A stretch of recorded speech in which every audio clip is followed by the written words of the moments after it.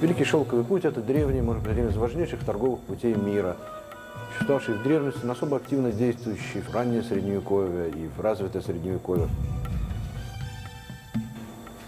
Вот сейчас речь пойдет о коллекции из мощевой балки, из могильников мощевой балки. Коллекция шелков, шелковых одежд и разных других вещей с примерно 7 по 9 век нашей эры, которые были найдены в западной части Северного Кавказа, в месте, называемой мощевая балка.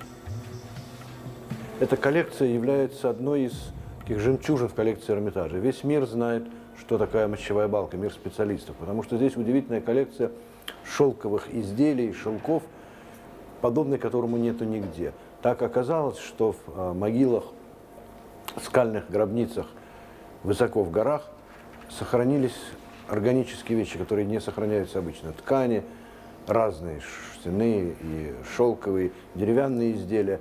И если бы эти могилы были в другом месте, то это все бы исчезло, истлело, как обычно истлевает. И были очень бедные могилы, где костяки и очень такие бедные захоронения. Но на самом деле это очень богатые захоронения, связанные с одной из важнейших тем Эрмитажа, научных тем Эрмитажа, с Великим шелковым путем. Великий шелковый путь связывал Китай со Средиземноморьем, примерно так. Да? Это целая сеть караванных дорог, которые шли из Китая в Центральную Азию, Среднюю Азию, Иран, Ирак, Сирию, Средиземноморье, в южные степи России, дальше в Европу. По этим дорогам двигалось много разных товаров, в одну и в другую сторону. Караваны, кое-где были морские варианты пути. И вот шел обмен и в ту, и в другую сторону. Предметы роскоши, дорогие вещи везлись из Европы, но главное везлись из Азии. И китайские шелка, и драгоценности, и даже здесь одна книга написана о шелковом пути, называется «Золотые персики Самарканда». Вот даже какие-то изумительные самаркандские персики великих достоинств, которые могли сохраняться, их тоже везли, могли везти и в Китай, могли везти и в Византию. Ну и многое-многое другое, но самое главное был, конечно, шелк. Шелк дал название этому пути, и китайское изобретение шелка, оно распространилось по миру. Шелка делали и в Иране, и в Византии. Спрос на шелк был громадный. Шелк, в общем, даже по тарифам и в поздней Римской империи, в Византии, как бы были тарифы, приравнивавшие золото к шелку, и даже шелк иногда по весу стоил больше, чем соответствующего веса золота. Очень красивая вещь, и по всему миру спрос был очень большой. Поэтому это все время стимулировало эту торговлю, и она мощно шла. На этих торговых путях возникали государства, которые процветали. Вот в Средней Азии сагдийское государство вокруг Самарканда, но было одним из главных таких участников этой торговли. Сагдийские купцы были повсюду, китайские купцы ездили, византийские купцы ездили. В общем, оживленная такая трасса, в которой было много разных ответвлений, они менялись время от времени. И вот находки на мощевой балке помогли восстановить один из таких боковых путей торговых на шелковом пути, который возник вот, начиная с V века, путь через западные части Северного Кавказа. Значит, один путь шел через Иран. Иран – это или мощные государства, много государств, в общем, довольно трудный путь в смысле того, что очень много надо платить налогов и таможенных пошлин. Другой путь шел через вот южно-русские степи, южно-центрально-азиатские степи, где жили разные кочевники. И вот ко времени V века часть кочевников, которые держали хорошую дорогу, были изгнаны. И вот возникает путь по Западному Кавказу. В этих местах пошел такой путь, который соединял территории севернее Кавказа с территориями Закавказья и южнее Кавказа. Был такой одно из ответвлений шелкового пути, именно шелкового, потому что именно здесь, в этих могильниках, найдено громадное количество образцов шелка. Это очень редко, его очень мало, и хотя здесь у нас особое употребление, этот шелк употреблялся вторично, но такого типа шелка хранились в Европе в сокровищницах монастырей, когда цельные, потому что это было величайшим добычей. А здесь это тоже была как бы добыча тех горцев, которые жили по дорогам. Вот пошел по горам торговый путь. На горах живут горцы. Горцы адыго-аланы. Сколько можно судить, это представители аланских европейских племен, их потомки осетины, которые были вытеснены из степей, поднялись в горы и пришли вот сюда, и тут же жили местное население адыги. Вот они, так сказать, такое вместе жили и контролировали эти торговые пути. Что значит контролировать торговый путь? Это, ну, во-первых, поставляешь тем, кто проходит лошадей, ведешь их как проводник и получаешь за это деньги.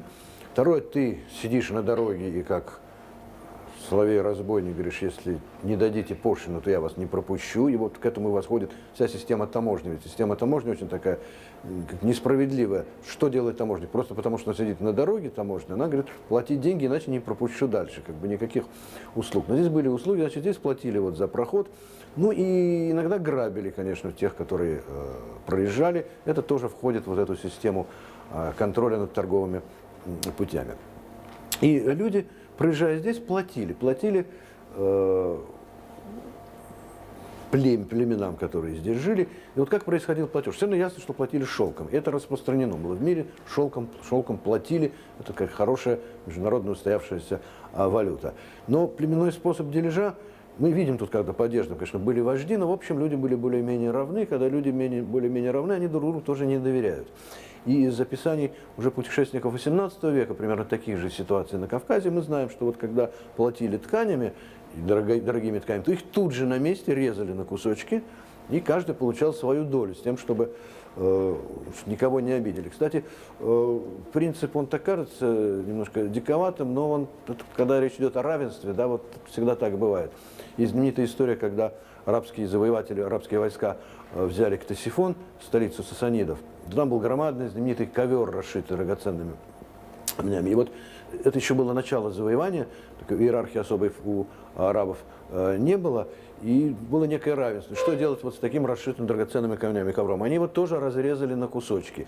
Так, тоже кажется, ужасное варварство, громадный шедевр мирового искусства, ковер персидский самый большой. Ну а что с ним было делать? Да, вот поровну поделили, всем досталось. Вот тут тоже так делили, больше-меньше. И это уносили этот шелк к себе и использовали в своих одеждах. И получалось здорово, интересно вот это все расшифровывать, потому что иногда тут есть одежды, где использованы шелка из разных мест, и византийские, и египетские, какие-то льняные ткани. Все это вместе соединено. Вдруг какие-то очень интересные вещи появляются в обшлагах. Вот, например, в обшлаге кафтана были найдены такие небольшие обрывочки, на которых что-то вышито. Когда их внимательно изучили существующие узоры, а узоры, в общем, были ну, так, традиционные, есть несколько больших шелковых тканей, в частности, византийских, где и иранских, где есть такие узнаваемые изображения. Так вот, здесь у нас висят эти кусочки, которые удалось идентифицировать как части большой композиции, изображающей охоту сасанидского царя Бахрама Гура. Вот на реконструкции можно видеть, реконструкция воспроизводит существующее большое шелковое изображение. Видно, что они совершенно точно совпадают. Там Бахрам-Гур, он поразил там сразу нескольких животных одной стрелой, и есть рассказ Шахнаме стихи о том, что и тогда было приказано исполнить это на шелке. Это стало такой знаменитой композицией. И вот она попала, разрезанная в руки этим, значит, горцам, они использовали для своей одежды, а ученые исхитрились все-таки это реконструировать и вот теперь поместить. Здесь есть другие тоже более цельные фрагменты таких больших росписей с волшебным такой птицей симург иранской, с разными другими волшебными животными птицами, которые иногда просто частично вшиты в одежду, иногда что-то к ними пришито, дошито. Получается, надо сказать, очень интересные композиции, кроме того, что мы имеем образцы шелков. И эти композиции, в общем, нечто вроде такого современного искусства, их коллажи, где составляются разные вещи. Так что тоже особо смеяться, может быть, и не нужно. Получалось все во вкусе и в стиле той моды, которая была вот в этих горах, которая могла не соответствовать какой-то византийской моде. Ну, короче, вот эти горцы использовали эти шелка. У них были другие предметы, которые попадали на их пути, бывали в их, на их дорогах. Но шелка – это самое главное.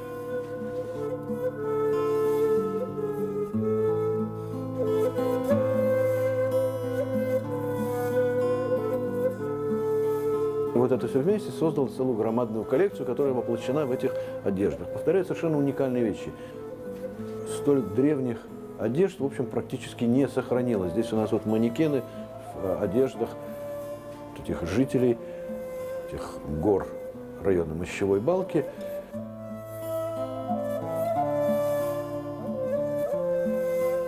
Значит, как хоронили их? Ну, я сказал, сухой очень климат, высоко, поэтому сохраняется. Ну, вот такие бывают места, где сохраняется. Кстати, мне приходилось и в таких пещерах бывать в Аравии, видеть места, где действительно образовались такие как бы мумии. Люди захороненные сохранялись надолго. И название это мощевая балка от мощи. Да? Мощь это вот как бы то же самое, что мы мумии называем, да, высохшие тела. Ну, раз было название «мощевая балка», понятно, что люди знали. Люди знали о том, что в пещерах, таких выбитых пещерах, ну, вымытых водой, хоронили людей. Их закрывали такими стенками. Иногда делали из камней такие тоже как бы искусственные пещеры. В общем, это сохраняло, но это не сохраняло от людей. И поэтому большая часть вещей, которые найдены, они найдены в таких уже разоренных захоронениях, из которых и просто мальчишки что-то ковыряли. Там особых богатств, наверное, не было. Ковыряли, вытаскивали, выбрасывали. Все это, в общем, было перемешано. И потому не очень было даже понятно, что это такое. Первые коллекции из мощевой балки были привезены в XIX веке. Знаменитые путешественники, этнографы привозили их. И вещи эти, им казалось, вот, ну, представьте, вот эти вещи, они спутанные какие-то лежат. Видно, что что-то интересное, вообще ученый все должен собирать. Плюс какие-то вот эти мешочки, деревянные штучки. Им казалось, что это, в общем, 19 век, это вот сегодняшняя жизнь. И попадало это в отделение этнографии разных музеев. И, в общем, считалось чем-то не очень важным. В 20 веке, когда в Эрмитаже создавался отдел Востока, руководитель отдела Востока, потом директор Эрмитажа, Арбели, он, значит, начал собирать разные восточные вещи из разных музеев России, где они были непрофильные, как бы ни к чему. И он перевез сюда, вот этот самый стоял шкаф с этими вещами из мощевой балки, в которых все говорили, что это какая-то причуда Арбели. Зачем он это притащил? Что никому не понятно, что никому это не нужно, совершенно неинтересно, это вообще барахло. До тех пор, пока, в общем, не стали внимательнее к этому присматриваться. И вот хранитель всей этой коллекции, Лусанна Иерусалимская, молодым ученым, пришедший в Эрмитаж, начал заниматься, вот, разбирать эти шкафы, где было непонятно что. И затем стала это изучать, так же, как и другие коллеги, совершила ряд экспедиций в районы мощевой балки, сумела и собрать материалы, соединить их с тем, что было, и все эти материалы еще и сочетаются с тем, что найдено. И, в общем, возникла целая коллекция, которая получила мировую известность. Она оказалась интерпретирована. У нее две стороны интерпретации. Вот эта коллекция тканей, замечательная коллекция тканей, и вышло несколько книг в Германии, в Мюнхене большая выставка, и большая монография была издана, как вот посвященная именно тканям, которые происходят из мощевой балки. То есть это как бы хрестоматийно, ткани, одежды. Ну и археология самих этих племен, которые здесь жили, тут тоже есть целый ряд интересных вещей. Но очень много лет в Эрмитаже это было, ну, вот тут недалеко стояли витрины, все, кто знал, приезжали сюда, приезжали много народу со всего мира посмотреть на эти вещи, специалисты смотрели вещи в хранилище. Ну, в общем, так это глаз не останавливало. Вот сейчас сделана новая экспозиция, ну, специально мы тут этот коридор раскрыли, тут много чего было сделано и придумано. И сейчас вот эта сверх-суперколлекция, знаменитейшая, уникальная, она выставлена так, что и входящий просто в нее человек видит, что тут что-то необыкновенное. И можно даже, если не сказать, догадаться, что это может быть самая старая одежда на манекене, какая только может быть, и многое другое. Вот это такой пример развития того, что такое музей. Вот сейчас говорят, музеи, в хранилищах, там что-то лежит, у них непонятно, надо или выбросить, или раздать другим. Хранилище – это самое главное, что есть в музее. И именно там идет главная работа. И туда надо собирать, а потом там происходит изучение. Конечно, важно очень показ, важный учет, но самое главное в музее – это изучение, потому что в результате вещи начинают говорить, как начинают говорить эти вещи. Что не рассказывают про этих горцев, которые жили? Тут тоже много есть разных интересных вещей. Во-первых, конечно, мы можем проследить их одежду. Одежду посмотреть и моды посмотреть. Вот такие тут есть мужские, женские. Позади меня женская одежда с использованием и красивых тканей, и ровных тканей, укрытая голова. Когда женщина вырастала, становилась женщиной, то она должна была закрывать волосы. Но есть там и косички, которые девочки заплетали.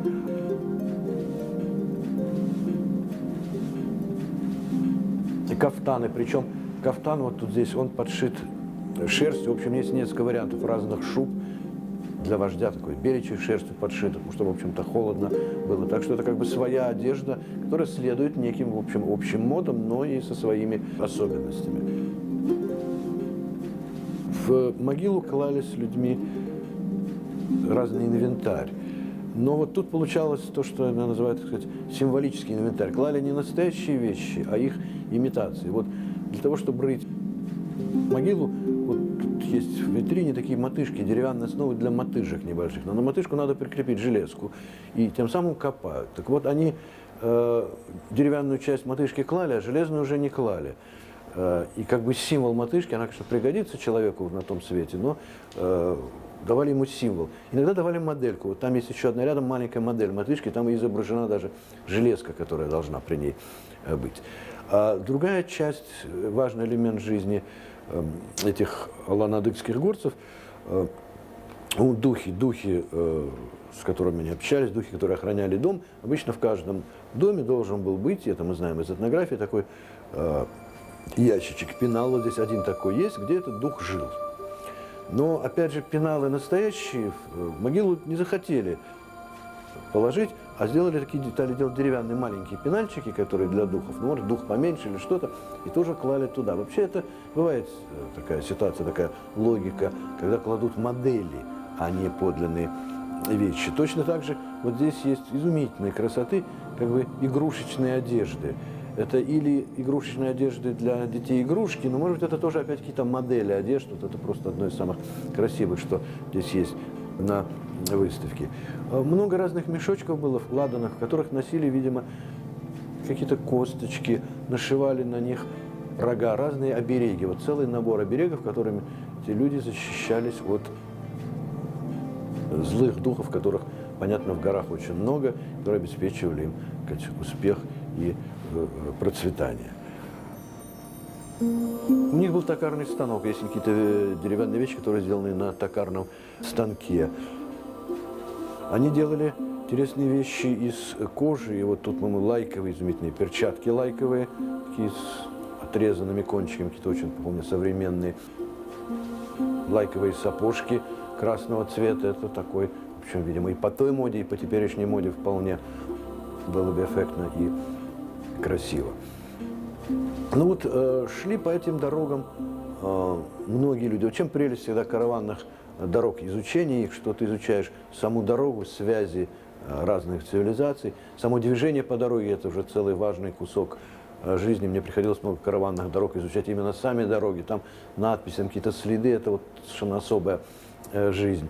И это те люди, которые живут в разных местах этих караванных дорог, и которые через них оказываются, даже если они так очень уединенно живут где-то в дальних горах, оказываются связаны со всем миром. И вот эти самые адыгаланы щеголяют в византийских китайских шелках и используют то, что к ним приходит. Вот мы говорили о том, что шелка используются для собственной новой своей моды. Да? В своей моде используются ткани, которые привозятся. Но приходили люди и другие, и вот тут несколько можно проследить, как бы, или судеб, путей, дорожек. Вот там отдельный комплекс китайского купца. Это китайский купец, от которого остались и документы, осталась маленькая иконка, которая была с ним, документы, его какие-то записи деловые о том, что, кроме того, ткани от него, что вот он купил мясо, там называется какая-то сумма китайских денег, которую специалисты говорят, была довольно большая. Ну и вот это все оказалось тоже здесь, в мощевой балке. Что случилось? Умер этот купец, или его ограбили и забрали, что было. Или потерял он эту свою запись, иконку едва ли потерял, скорее всего, значит, умер. Бывает, караванные дороги очень длинные, опять же, мне тоже приходилось встречать на караванных дорогах в Южной Аравии надписи, и даже потом уже в христианское время кресты людей, которые померли на этой дороге, не дошли до своих путей. Шли, конечно, христианские миссионеры, которые проповедовали Христа, шли из Византии. Вот здесь есть тоже несколько вещей, тоже с судьбой.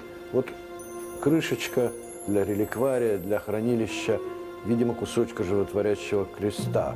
Там изображение ангела и крест, поклонение кресту. Но из него сделана такая бляшка, бляшка или пуговица, то есть она потеряла все свое значение, нету ни реликвии, и религиозный смысл потерян, используется уже, может быть, как оберег местными жителями совсем по-другому. Есть обломки стеклянные, замечательных маленьких лампадок с крестами. Это ясно, лампада. Может быть, какой-нибудь отшельник сюда пришел с этой лампадой. Но опять же, видно, что использовали, судя по могильному употреблению, использовали в качестве сосудов для питья. Есть уникальный обломок стекла с древнееврейской надписью. Это вообще очень редко. Даже иудеи средневековые писали скорее по-гречески. И здесь надпись, она плохо читается. То ли там упоминается народ Израиля, то ли Иерусалим. Там несколько букв, есть разные способы, попытки прочитать. Но неважно, важно, что вот и иудеи, какие-то иудейские, подчеркнутые иудейские персонажи тут проходили. Напомню, что Хазария – одна из многих стран мира, которая в свое время делала иудаизм своей государственной религией, где, так сказать, не евреи тоже принимали иудаизм, и это тоже целый кусок истории Северного Кавказа, южно-русских степей. Замечательные образцы, предметы такого мусульманские обереги. Вот наряду с раковинами, да, все вот это обереги, мусульманские обереги, подражание монетам арабским с разными формулами, потому что достаточно нам Аллаха, чтобы Он нас защитил, где Аллах защищает людей. И такие полосочки, тоже с куфической арабской надписью, таким очень монументальным стилем, где написано «Благословение от Аллаха». И дальше идут буквы, которые вот часто бывают в таких вещах, которые должны были начать фразу «нет никакого божества, кроме Аллаха», но есть только слово «нет», а дальше опять повторяется узор благословения от Аллаха. Такая веревочка, оберег, вроде что ли фенчик, который сейчас иногда носят, это могла быть вокруг руки обвязана. Вот эти все элементы культуры, используемые уже в другой культуре, и используемые для того же самого, для того, чтобы оберечь людей, потому что это бляшка с крестом, так же, как это раковина, и так же, как изображение крестов, все должны были оберечь человека, и они оберегали и человека, принадлежащего к этой религии, и не принадлежащего к этой религии. Людей хоронили, с ними клали вещи, вот это все, как я повторял, из захоронений. Одно из захоронений удалось, в общем, сохранить и перенести сюда, оно нетронутое, здесь оно у нас выставлено. Было много споров, выставлять или нет, это вообще такая серьезная музейная проблема, вот выставлять или не выставлять мумии, тела, которые находят археологи. Точки зрения есть самые разные. Кстати, этот скелет, эта мумия долго была в хранилище, не выставляли, только сейчас мы ее впервые выставили. Думаю, что выставлять все-таки надо, потому что, честно говоря, вот те открытые могилы, пещеры, они тоже было как бы выставление, человека оставляли, в общем, почти на ветру, и было понятно, что будет потревоженной. Может быть, здесь это девушка, которая лежит из мощевой балки, менее потревожена, если бы она там оставалась на месте, так ее, так сказать, раскидали бы там мальчишки, искатели кладов. Так что, может быть, здесь ей уютнее, и общается она с таким неожиданным загробным миром. Для нее вот это загробный мир, вот то, куда она сейчас попала, Эрмитаж. Напомню, говорят часто, музей кладбище. Музей немножко кладбище, кладбище – это важная часть нашей цивилизации. Вот так это ее загробный мир, тут окружают ее вещи, которые с ней были, и рядом стоят сосуды, в сосудах тоже проводились анализы, вся пища, которую с ними клали, это молочная пища, зерна, мясо, почти никогда никакого не было, хотя для горцев, может быть, это не характерно, может, не сохранилось, а может быть, тоже пожалели, так же, как для инвентаря давали не настоящие, а модельки. Но, как видим, одежды не жалели, потому что одежды эти, безусловно, не только роскошны сейчас, потому что это редкость, это удивительное собрание, но и тогда они, конечно, были тоже роскошны, почти как бы золотом покрытые тела. Так что и бедность, и богатство вместе, как это всегда бывает в высоких, сухих и холодных горах.